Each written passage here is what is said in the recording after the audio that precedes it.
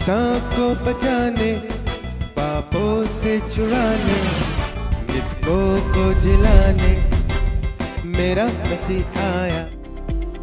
Hindi church online की इस आराधना सभा में मैं दिल से आपका स्वागत करता हूं। आपको धन्यवाद देता हूं, परमेश्वर को धन्यवाद देता हूं कि परमेश्वर ने हम सबों को जोड़ा है कि आज हम उसके वचनों को सुन सकें, उसकी आवाज को सुन सकें। आज हम अपना ध्यान क्रूस की ओर लगाएंगे और उस क्रूस के मर्म को, उस क्रूस के अर्थ को, उस क्रूस की गंभीरता को समझेंगे कि वास्तव में यह क्रूस इतना महिमामय क्यों हो गया कि हम गाते हैं कि क्रूस की मैं नित बड़ाई करूंगा। वो स्थान जहां पर लोगों को मृत्यु दंड दिया जाता था, वो क्रूस महिमामय बन गया। वो क्रूस जिसके लिए पौलुस कहता है, और किसी बात की मैं बड़ाई ना करूं, और किसी बात पर मैं घमंड ना करूं, केवल और केवल प्रभु यीशु मसीह के क्रूस पर। आइए हम उस विषय पर गौर करेंगे और अपनी दृष्टि उस बलिदान की ओर लगाएंगे, अपना ध्यान परमेश्वर की ओर लगाएंगे, उसे धन्यवाद देंगे, गीतों को गाकर, अपनी भेंटों को चढ़ाकर और उसके क्रूस से बहते हुए रुधिर और उसके टूटती हुई देह के प्रतीक इस प्रभु की मेज में शामिल होने के द्वारा। आइए हम इस आराधना में आगे बढ़ते हैं। आप सभी को जय मसीह की और इस हिंदी चर्च ऑनलाइन की आराधना में मैं आप सभी का स्वागत करता हूं। आगे बढ़ने से पहले अपने आप को हम और इस आराधना को परमेश्वर के हाथों में समर्पित करेंगे। आइए हम प्रार्थना में जाएं। प्रेमी पिता परमेश्वर, आपके चरणों में आते हैं, आपको धन्यवाद देते हैं आपके पुत्र, आपके बेटे प्रभु यीशु मसीह के लिए, जो हमारे लिए संसार में आके मारा गया, गाड़ा गया और फिर से तीसरे दिन जी उठा। पिता, हम आपके चरणों में हैं। पिता, आज की आराधना को हम आपके हाथों में समर्पित करते हैं। पिता, हम जो गीतों को गाएं, हम तेरी मेज में जब शामिल हो पिता परमेश्वर, अब तेरे वचन से सुने खुदा बाप, तो हमें तेरी एक नए अभिषेक को और एक नई आशीष को पाने वाले हैं। पिता, हर एक जन को, हर एक विधि को तेरे हाथों में समर्पित करते हुए ये छोटी सी प्रार्थना विनती को आपके प्यारे बेटे प्रभु यीशु मसीह के नाम से मांग लेते हैं, आमीन। याद की स्तुति करो, परमेश्वर के पवित्र स्थानों में की स्तुति करो, उसकी सामर्थ से भरे हुए आकाश मंडल में उसकी स्तुति करो। हम परमेश्वर की महिमा में कुछ गीत और कोरसेस को गा लेंगे और बड़े उत्साह के साथ ताली बजाते हुए हम परमेश्वर की आराधना में आगे बढ़ेंगे।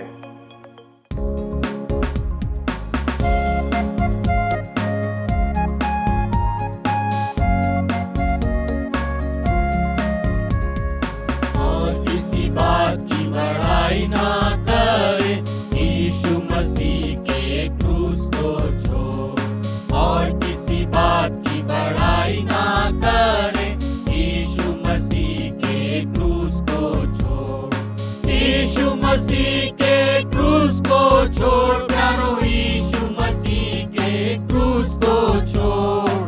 यीशु मसीह ने शरीर में आके पाप पर दंड की आज्ञा दी। यीशु मसीह ने शरीर में आके पाप पर दंड की आज्ञा दी। पाप पर दंड की आज्ञा दी प्यारो, पाप पर दंड की आज्ञा दी। जब मैं पापी हो ही रहा था, मेरे लिए वो मर गया।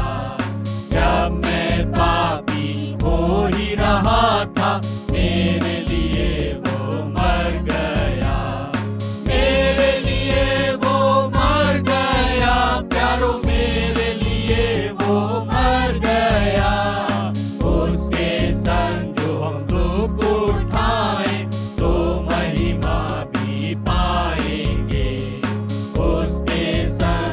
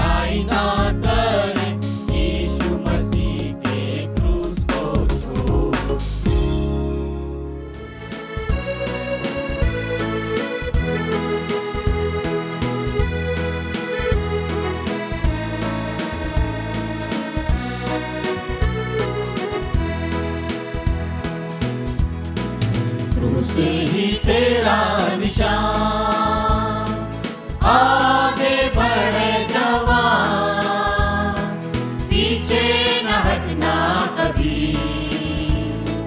यीशु है तेरी चट्टान, क्रूस ही तेरा निशान। आगे बढ़ जवान, पीछे न हटना कभी, यीशु है तेरी चट्टान, क्रूस ही तेरा निशान। तेरे ही खातिर आया जगत में तुझको बचाने को,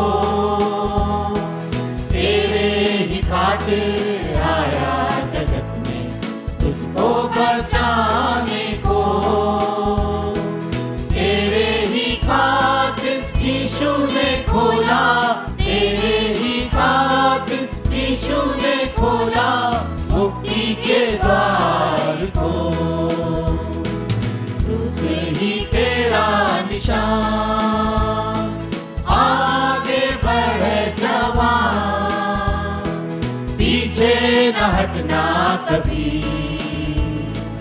यीशु है तेरी चट्टान, क्रूस ही तेरा निशान।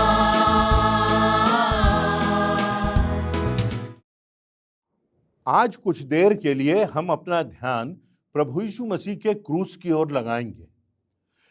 ये क्रूस का जो चिन्ह है, ये सारे संसार में फैल गया। ये क्रूस का जो चिन्ह है, ये सारे संसार में विभिन्न भावनाओं का प्रतीक बन गया। कहीं प्रेम का प्रतीक है, कहीं मित्रता का प्रतीक है, कहीं स्वास्थ्य का प्रतीक है, कहीं सफल जीवन का प्रतीक है। आज संसार में रेड क्रॉस की संस्था पाई जाती है। सारे देशों में लगभग ये संस्था कार्य कर रही है, रेड क्रॉस। और ये जो संस्था है, ये प्रभु यीशु मसीह के क्रूस को दर्शाती है, उसके प्रेम को दर्शाती है। और जो रोगी हैं, जो घायल हैं, जिनके पास कुछ है नहीं, जो अभाव में है, उनकी चिकित्सा की व्यवस्था करती है, निःशुल्क उनकी चिकित्सा की व्यवस्था करती है, आपदा के समय लोगों की मदद करती है। ब्लू क्रॉस कंपनी है जो कि इंश्योरेंस कंपनी है। ये लोगों के जीवनों में बहुत महत्व रखती है। सारे संसार में ये blue cross, blue shield company के नाम से जानी जाती है। रोमी सम्राट के समय में जो क्रूस था, वो मृत्यु दंड दिए जाने का स्थान था। उस क्रूस पर मृत्यु की सजा दी जाती थी। हत्यारों को, बलात्कारियों को, गंभीर अपराधियों को, हत्यारों को मौत की सजा दी जाती थी और उनको इस काठ के क्रूस पर ठोक दिया जाता था। जिस पर मृत्यु की सजा दी जाए, वह क्यों इतना ज्यादा प्रमुख हो गया, इतना बड़ा सिंबल बन गया कि आज संसार का सबसे बड़ा सिंबल जो विभिन्न आयामों का प्रतिनिधित्व करता है, वो क्रॉस है, वो क्रूस है। कभी फैशन के लिए वो इस्तेमाल किया जाता है, कभी किसी भवन में लगा दिया जाता है, किन्हीं घरों में उसका इस्तेमाल होता है, कभी कमरों में, चित्रों में हम क्रूस देख सकते हैं। हर कहीं ये क्रॉस दिखाई देता है। पर उथले तौर पर ये सारी बातें दिखाई देती हैं। वास्तव में इस क्रूस का क्या अर्थ है? इस क्रूस का अर्थ बहुत गहन है। इस क्रूस का अर्थ हम समझ जाएं तो मेरे और आपकी जिंदगी की दिशा यह क्रूस बदल सकता है।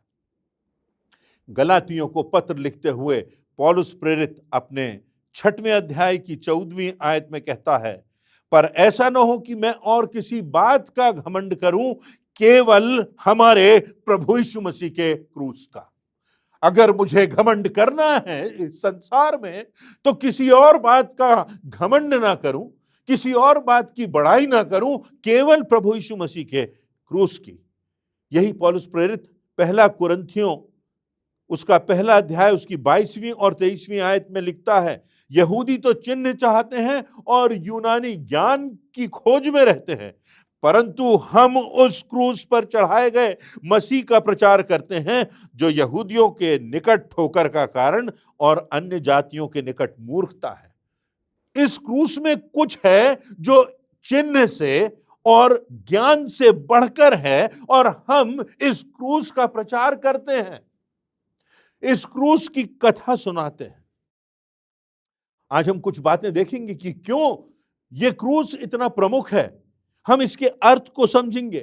किस प्रकार जो क्रूस है वो लकड़ी के दो पट्टियों के एक जोड़े जाने का एक स्थान है, परंतु उससे कहीं बढ़कर इसमें बहुत सी प्रमुख बातों का मिलन होता है। इसमें बहुत सी धाराओं का समावेश होता है। इसमें बहुत सी बातें आकर मिलती हैं। इसमें बहुत गहराई है, इसमें बहुत उत्कृष्टता है। पहली बात यदि हम देखें तो हमको वचन बताता है कि ये जो क्रूस है ये परमेश्वर की क्षमा, उसके न्याय, उसके अनुग्रह और उसके मिलन का केंद्र बिंदु है। परमेश्वर की क्षमा, उसके न्याय और उसके अनुग्रह और उसके प्रेम का जहां मिलन होता है वो क्रूस है। इफिसियों की पुस्तक उसके पहले अध्याय की 7वीं आयत में लिखा है, हमको उसके लोहू के द्वारा छुटकारा अर्थात पापों की क्षमा उसके अनुग्रह के धन के अनुसार प्राप्त हुई। कैसे हमें क्षमा प्राप्त हुई? हमारे अपराधों से हमको छुटकारा कैसे मिला? उस क्रूस पर जो लोहू बहाया गया प्रभु यीशु मसीह का, उससे हमें क्षमा प्राप्त हुई। मत्ती रचित सुसमाचार उसके 26वें अध्याय की 28वीं आयत में स्वयं प्रभु यीशु मसीह कहते हैं इस क्रूस के संबंध में, जहां से प्रभु यीशु मसीह का लोहू बहाया जाएगा, उसके पहले प्रभु यीशु मसीह कहते हैं, क्योंकि यह वाचा का मेरा वह लहू है जो बहुतों के पापों की क्षमा की निमित्त बहाया जाता है। वो वाचा का लोहू, वो वाचा जो परमेश्वर ने मानव जाति से बांधी थी, वो वाचा जो मानव जाति के उद्धार की वाचा है, वो वाचा जिसमें परमेश्वर के उद्धार की योजना का समावेश है, वो कहता है कि पापों की क्षमा के निमित्त जो लोहू बहाया गया, ये वो वाचा का लोहू है जो क्रूस पर से बहाया गया था। परमेश्वर के प्रेम को प्रकट करने के लिए प्रभु यीशु मसीह का लोहू बहाया गया। इस लोहू के द्वारा तुम्हें छुटकारा मिला। और तब इस क्षमा के बाद न्याय की बात आती है।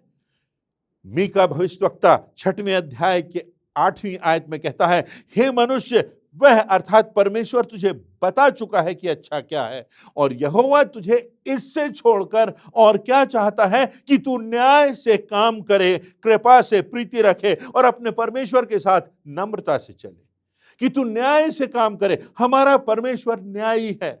एक तरफ परमेश्वर न्यायी है और जितनों ने पाप किया है, सारी मानव जाति ने पाप किया है, परमेश्वर की व्यवस्था को तोड़ा है। कोई भी ऐसा नहीं जिसने पाप ना किया हो।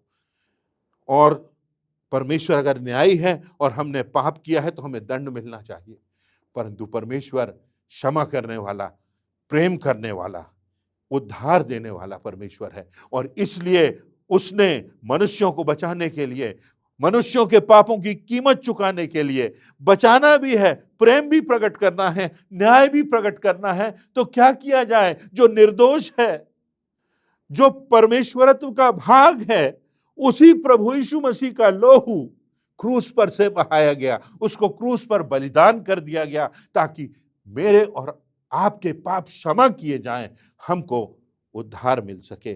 परमेश्वर का न्याय जहां पूरा होता है, परमेश्वर का प्रेम जहां पूरा होता है, परमेश्वर का अनुग्रह जहां पूरा होता है।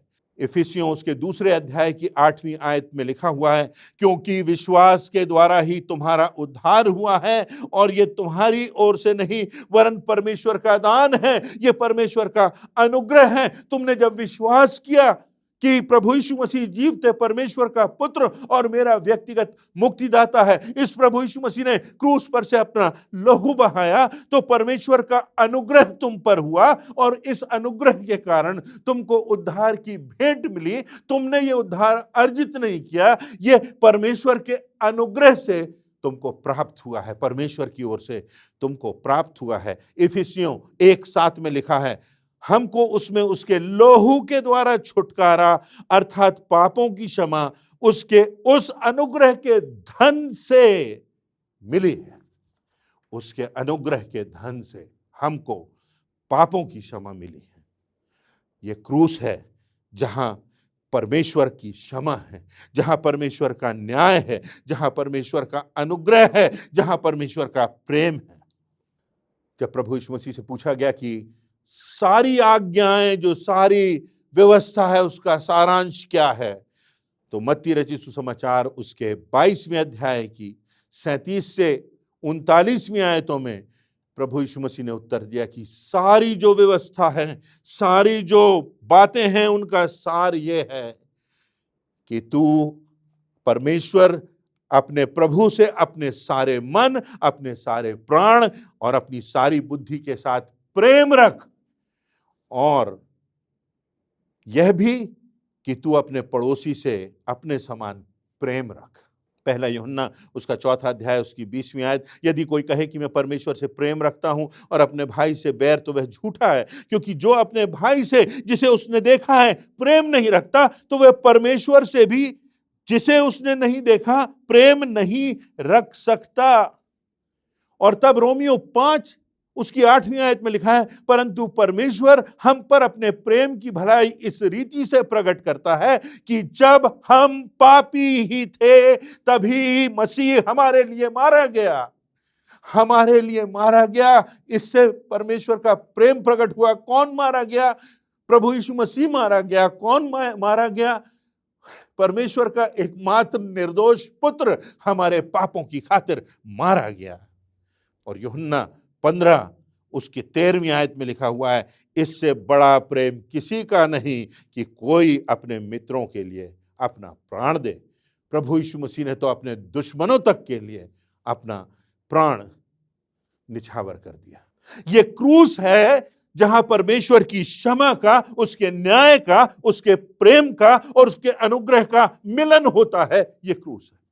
जो क्रूस है वहां पर अतीत के पाप, मेरे और आपके अतीत के पाप, हमारी वर्तमान दशा और भविष्य की निश्चितता का संगम होता है, मिलन होता है।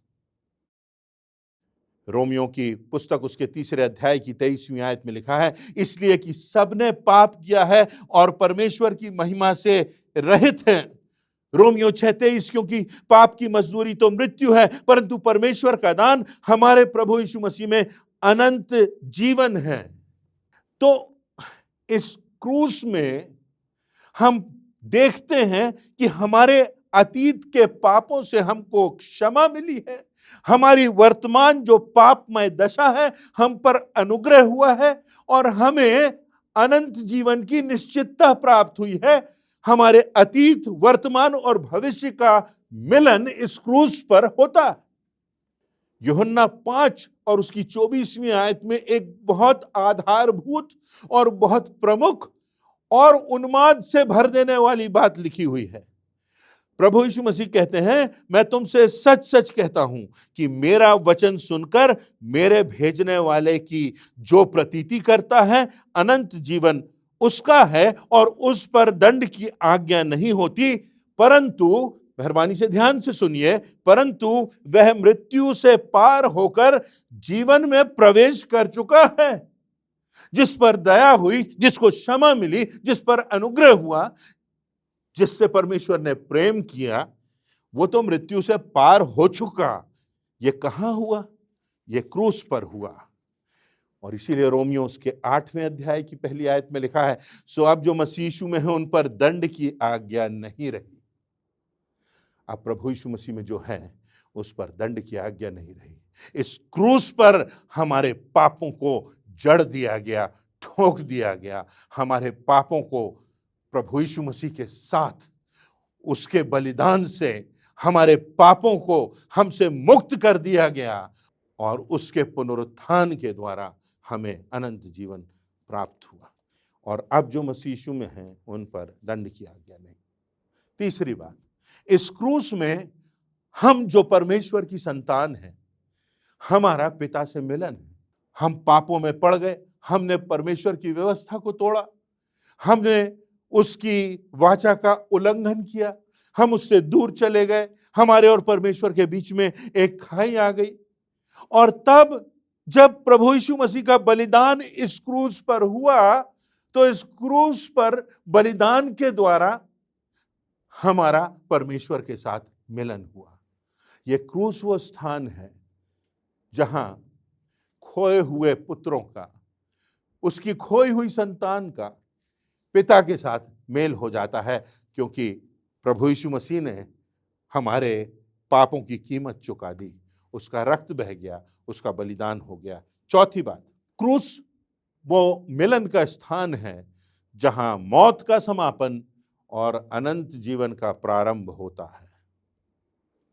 प्रभु यीशु मसीह की निकटता में एक डाकू को क्रूस पर चढ़ा दिया गया, और तब उस डाकू ने उस प्रभु यीशु मसीह को पहचान लिया कि ये तो उद्धार करता है, इसका राज्य अब प्रारंभ होने वाला है, ये तो अनंत का परमेश्वर है, ये तो जीवन देने वाला है, इसका राज्य तो आने वाला है। और तब वो डाकू प्रभु यीशु मसीह से कहता है कि जब तू अपने राज्य में आए तो मेरी सुधि लेना। और तब लूका 23 उसके 43वीं आयत में लिखा हुआ है, उसने उससे कहा, मैं तुझसे सच सच कहता हूं कि तू आज ही मेरे साथ स्वर्ग लोक में होगा।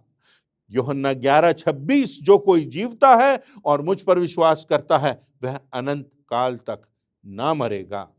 प्रकाशित वाक्य उसका पहला अध्याय उसकी 18वीं आयत, मैं मर गया था और अब देख मैं युगान युग जीवता हूं और मृत्यु और अधलोक की कुंजियां मेरे ही पास है। ये क्रूस है जहां पर प्रभु यीशु मसीह की मृत्यु में मृत्यु की मृत्यु हो जाती है, मौत का समापन हो जाता है और अनंत जीवन का द्वार खुल जाता है मेरे लिए और आपके लिए, सारी मानव जाति के लिए, कि जो कोई उस पर विश्वास करे वो नाश ना हो और अनंत जीवन पाए। पांचवी बात, जो क्रूस है उसमें सांसारिकता और आत्मिकता का भी चित्र है। एक तरफ प्रभु यीशु मसीह का लहू बह रहा है, परमेश्वर के मेमने को हम क्रूस पर देख सकते हैं, प्रभु यीशु मसीह क्रूस पर बलिदान हो रहा है। और तब हम दूसरी तरफ देखते हैं जहां पर वो सिपाही इस बात के लिए चिट्ठियां डाल रहे हैं कि वो कपड़े जो प्रभु यीशु मसीह के थे वो किसको मिलेंगे। उन्होंने क्रूस की ओर देखा भी नहीं, उन्होंने उस बलिदान को पहचाना ही नहीं। वो प्रभु यीशु मसीह के पास थे, क्रूस की छाया में थे, परंतु प्रभु यीशु मसीह को नहीं पहचान पाए। कितनी बार ऐसा होता है, हमको लगता है हम तो प्रभु यीशु मसीह के साथ हैं, हमारा जन्म तो मसीह परिवार में हुआ है, परंतु हम प्रभु यीशु मसीह को नहीं पहचानते क्योंकि हमारा ध्यान उन चिन्हियों में लगा है, उन कपड़ों में लगा है, वो नाशमान वस्तुओं में लगा है, सांसारिकता में लगा है, जो चीजें मिट जाने वाली उनमें लगा है, और हमारा ध्यान उस क्रूस पर बलिदान होते हुए मेमने की ओर नहीं लगा। और तब इसीलिए लिखा हुआ है यशायाह नबी की पुस्तक उसका 53वां अध्याय और उसकी 5वीं आयत में, परंतु वह हमारे ही अपराधों के कारण कुचला गया, हमारे अधर्म के कामों के कारण वो घायल हुआ, हमारी शांति के लिए उस पर ताड़ना पड़ी कि उसके कोड़े खाने से हम चंगे हो जाएं। और पहला यूहन्ना उसके पहले अध्याय की 7वीं आयत में लिखा हुआ है, प्रभु यीशु मसीह का लहू हमें सब पापों से शुद्ध करता है। यदि हम उसकी ओर देखते हैं, यदि हम उस बलिदान को समझते हैं, सांसारिकता का चित्र है उन सिपाहियों की ओर यदि हम देखें, और परमेश्वर के बलिदान का, परमेश्वर के प्रेम का, उस आत्मिकता का चित्र है जहां प्रभु यीशु मसीह को क्रूस पर चढ़ा दिया गया है। अंतिम बात, छठवीं बात, सृष्टि की पीड़ा और परमेश्वर की योजना की विजय। सृष्टि की पीड़ा और परमेश्वर की योजना की विजय का संगम भी क्रूस है। प्रभु यीशु मसीह की मृत्यु क्रूस पर हो जाती है, और तब मत्ती 27वें अध्याय की 51वीं आयत में लिखता है, देखो मंदिर का पर्दा फटा, ऊपर से नीचे फटकर 2 टुकड़े हो गया। और आगे वो लिखता है, धरती डोल गई और चट्टानें तड़क गई, दोपहर से लेकर तीसरे पहर तक उस सारे देश में अंधेरा छाया रहा। और तब लूका 23:46 यीशु ने बड़े शब्द से पुकार कर कहा, हे पिता, मैं अपनी आत्मा तेरे हाथों में सौंपता हूं। यह कहकर उसने प्राण दे दिया। सृष्टि उस पीड़ा को सहती है। सृष्टि अपने सृष्टिकर्ता की पीड़ा में संलग्न है कि चट्टानें तड़क गई, भूइंडोल हुआ, भूमि कांप गई और मंदिर का पर्दा फट गया, क्योंकि सृष्टिकर्ता अपनी सृष्टि को बचाने के लिए अपने प्राण दे रहा था। धरती कांप गई, चट्टानें तड़क गई। क्या हमारा हृदय टूटा? क्या हमारे हृदय पर कोई असर हुआ? क्या हमारे हृदय में उस प्रभु यीशु मसीह के लिए कोई स्थान है, जिसने सृष्टि की रचना की, जो आदि से था, जिसमें होकर सब वस्तुओं की सृष्टि हुई, जो हमारा न्यायी होगा, जिसने हमारे उद्धार के लिए अपना प्राण दिया, पिता ने जिसे सारी वस्तुओं के ऊपर अधिकारी बना दिया। हमारे हृदय में क्या वो पीड़ा है उन पापों के प्रति जिनके कारण प्रभु यीशु मसीह को क्रूस पर लटकाया गया? मेरे और आपके अधर्म के काम के कारण उसको कुचला गया। हम स्वर्ग में अनंत जीवन प्राप्त कर सके, इसलिए उसने उस आत्मिक, शारीरिक और मानसिक यंत्रणा को, उसकी चरम सीमा को सह लिया और अपने प्राण दे दिए। परंतु वो तो परमेश्वरत्व उसमें था, वो तो स्वयं परमेश्वर था और संभव नहीं था कि वह मृत्यु के वश में रहता।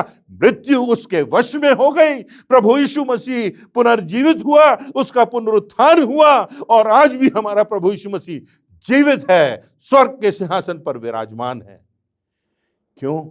मेरे और आपके लिए आशा है उस क्रूस के कारण। और इसीलिए गलातियों के 6वें अध्याय उसकी 14वीं आयत में पौलुस कहता, पर ऐसा ना हो मैं किसी और बात का घमंड करूं, केवल और केवल हमारे प्रभु यीशु मसीह के क्रूस का, जिसके द्वारा संसार मेरी दृष्टि में और मैं संसार की दृष्टि में क्रूस पर चढ़ाया गया। हम उस क्रूस के मर्म को समझें, हम उस क्रूस के अर्थ को समझें, जहां परमेश्वर की क्षमा, उसका न्याय, उसके अनुग्रह और उसका प्रेम का मिलन है, वो क्रूस है। जहां हमारे मानव जाति के अतीत के पाप, वर्तमान की दशा और भविष्य की निश्चितता का मिलन है, वो क्रूस है। जिसमें हमारे सृष्टिकर्ता, हमारे पिता परमेश्वर और हम जो खोई हुई संतान थे, हमारा परमेश्वर से मिलन है, वो क्रूस है। जहां मौत का समापन होता है और जहां अनंत जीवन का प्रारंभ होता है, वो क्रूस है। जहां पर सांसारिकता का समापन और आत्मिकता का प्रारंभ होता है, वो क्रूस है। जहां पर सृष्टि अपने कर्ता की पीड़ा को सहती है और परमेश्वर की योजना की विजय होती है, मानो कोई गर्भवती प्रसव की पीड़ा को सहते हुए एक संतान को जन्म देती है, एक नया जीवन हमको मिलता है, वो क्रूस है। क्या मैं और आप उस क्रूस पर गर्व करते हैं? क्या मैं और आप उस क्रूस की बड़ाई करते हैं? क्योंकि आज अगर हमें जिंदगी में उद्देश्य मिला है, अर्थ मिला है, अनंत जीवन की निश्चितता मिली है, विजय मिली है, तो वो क्रूस है। आइए हम उस क्रूस की महत्ता को समझें और अपने हृदय में उस प्रभु यीशु मसीह को स्थान दें, जिसने मुझे और आपको जिंदगी दी, जिंदगी में उद्देश्य दिया और इस जिंदगी के पार विजय प्रदान की। आज के सुंदर एवं प्रेरणादायक संदेश के लिए परमेश्वर को और उनके दास को धन्यवाद देते हैं। अभी हम प्रभु भोज में शामिल होंगे, परमेश्वर के महान बलिदान को स्मरण करेंगे।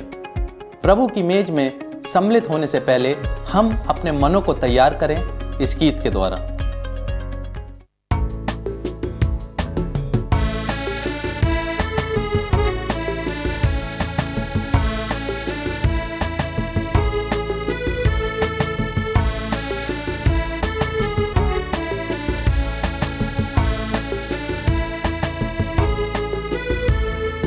यीशु सलीब पर मरा मेरे लिए कैसा महान दुख सहा मेरे लिए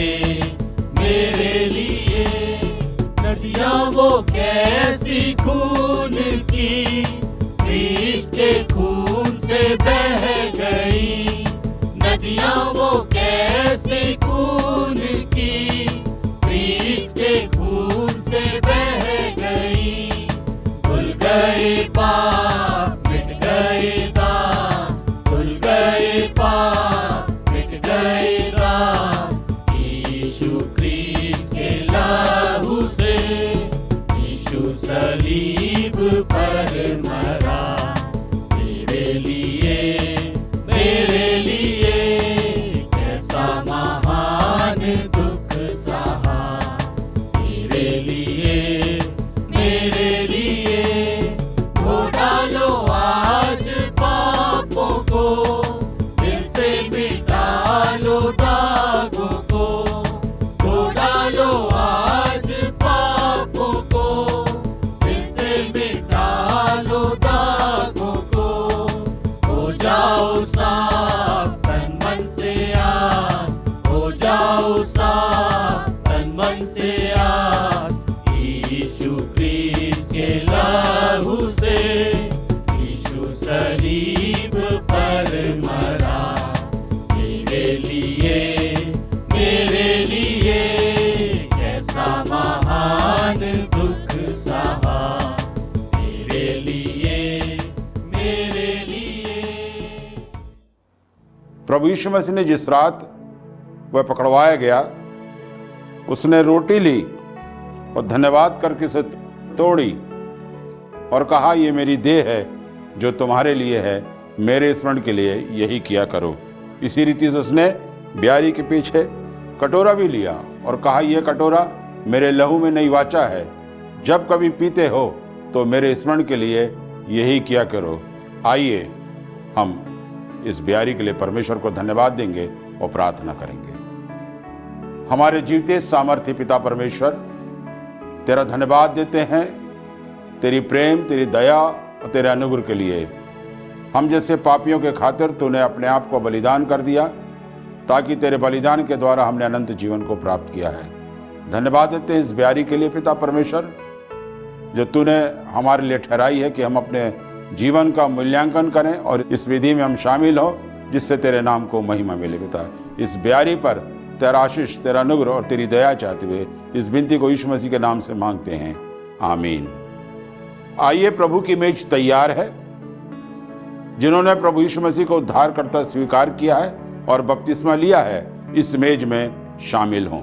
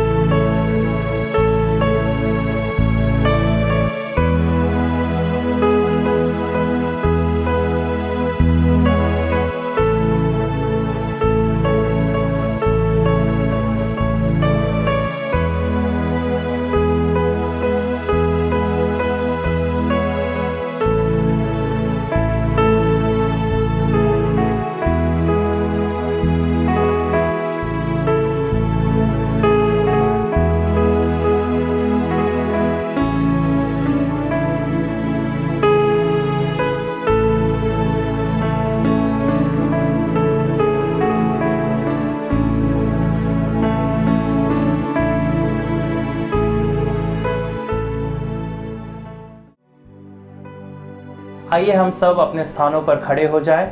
हम अंतिम प्रार्थना में जाएंगे और प्रार्थना के पश्चात प्रार्थना के रूप में हम कोरस गा लेंगे और परमेश्वर की आशीष वचन ग्रहण कर आज की आराधना को समाप्त करेंगे।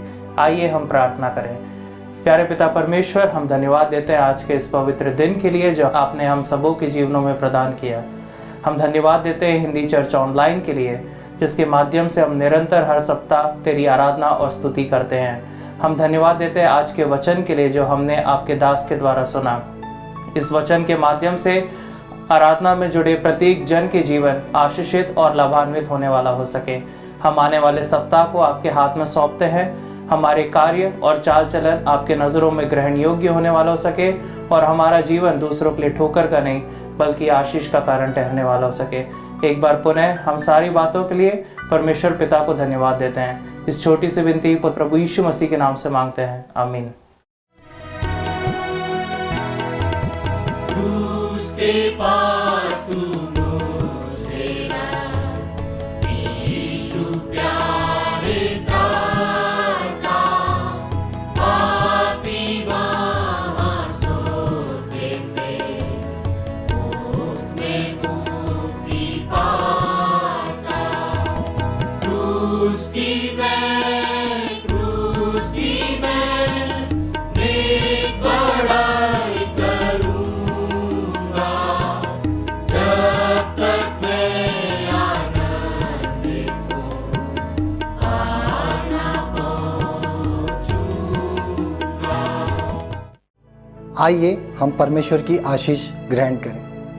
अब हमारे प्रेमी पिता परमेश्वर का प्रेम, प्रभु यीशु ख्रीस्ट का अनुग्रह और पवित्र आत्मा की शांति और सहभागिता हम में से प्रत्येक के साथ अब से लेकर युगान युग तक होती रहे।